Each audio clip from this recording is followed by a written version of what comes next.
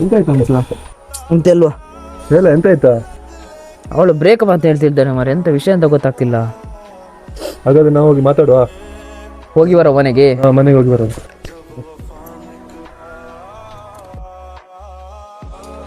ಮಗ ಹೊರಗೆ ಹೋಗ್ತಿದ್ದೀರಾ?